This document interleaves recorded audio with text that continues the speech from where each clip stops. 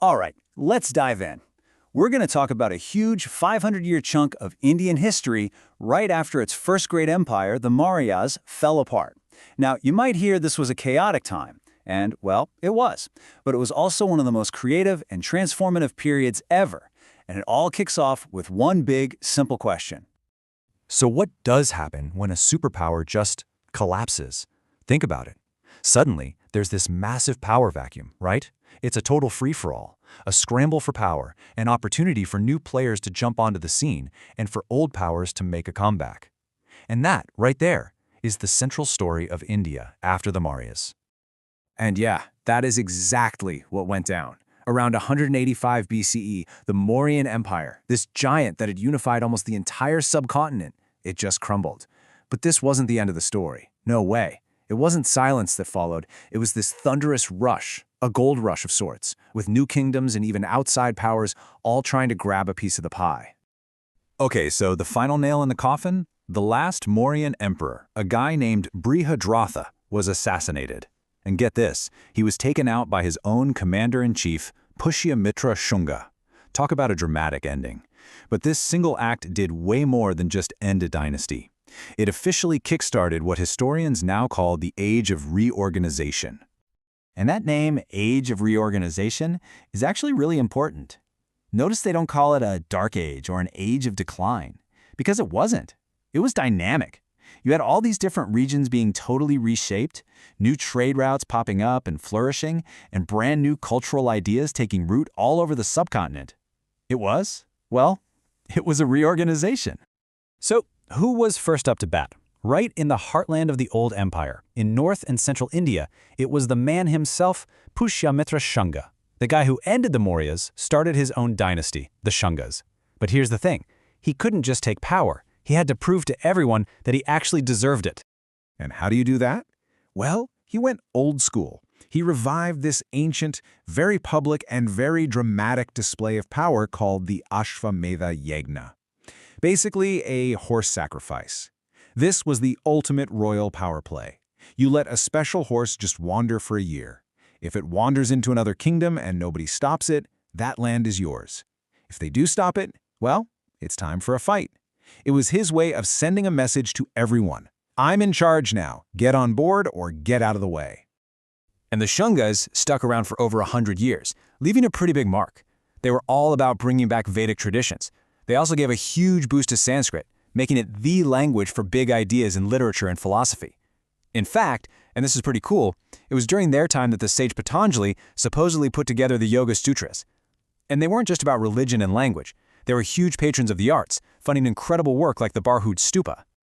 Okay, so that's what was happening up north. But the Shungas were definitely not the only game in town. If we head down south to the Deccan Plateau, there was another major dynasty building an empire, the Satavahanas. And their strength, it wasn't just about land. It was about controlling the sea and all that lucrative trade.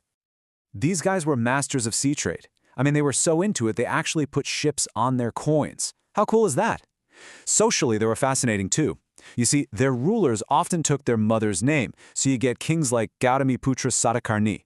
They even let widowed queens perform major religious ceremonies, which was a pretty big deal. Plus, they were smart. They controlled key mountain passes, like Nanagat, and basically set up toll booths for all the trade caravans passing through. And we're not just talking about local trade here. Their network was huge. The Satavahanas were plugged into the global economy of their time. They had these solid sea routes that went all the way to the Roman Empire. Imagine ships loaded with Indian spices, textiles, and pearls making their way to Rome. It was a massive operation.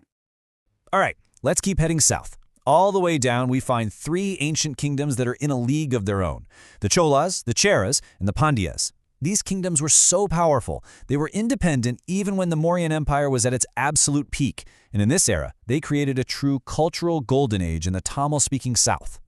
The culture was just exploding. So much so that we call this the Sangam Age. It's named after these legendary gatherings or sangams of poets who came together and created this enormous library of literature. And this sangam literature, it's like a time capsule.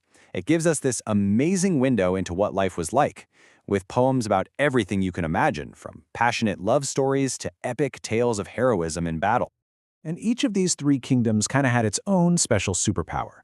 The Cholas, they were incredible engineers. They built one of the world's oldest dams, turning their whole region into the rice bowl of the south.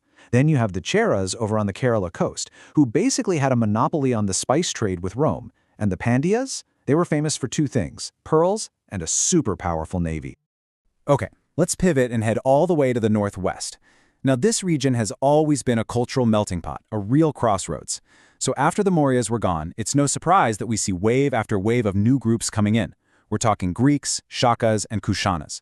And the cool part is, they didn't just conquer and leave. They stayed, they blended in, and they helped create these totally new, vibrant cultures.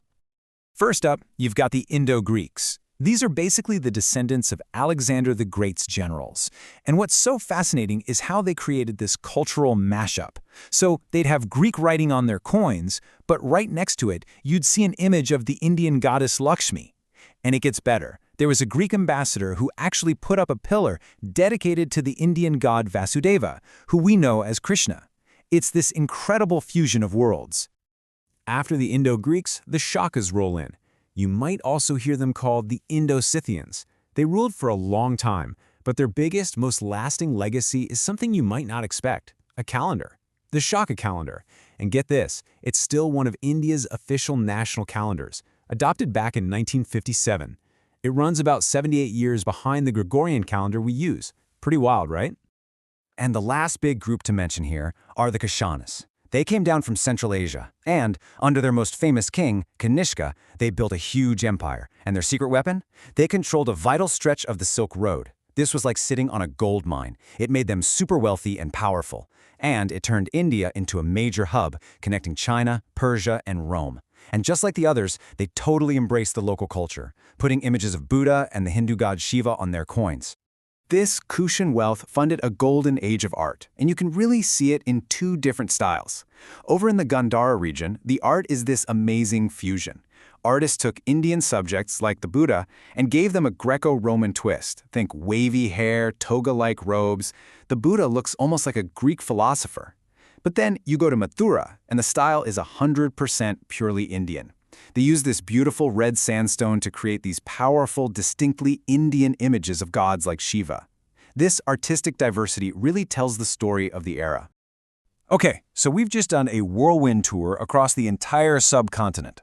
What's the big takeaway from this 500-year-long age of reorganization? Well, sure, the old empire fragmented, but what rose from it was a period of incredible connection and creativity. So, let's be clear. We have to throw out that old idea of this being some kind of dark age. It's just not true. It was the complete opposite.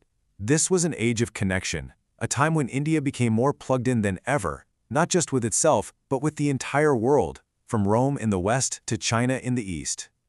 And the legacy from this period? It's huge. You've got global trade routes that were locked in for centuries. You have totally new blended styles of art. For the first time, gods and goddesses started to be shown in more human-like forms. And, oh yeah, just two of the world's greatest literary epics, the Mahabharata and the Ramayana, were written down in the form we have today. No big deal, right?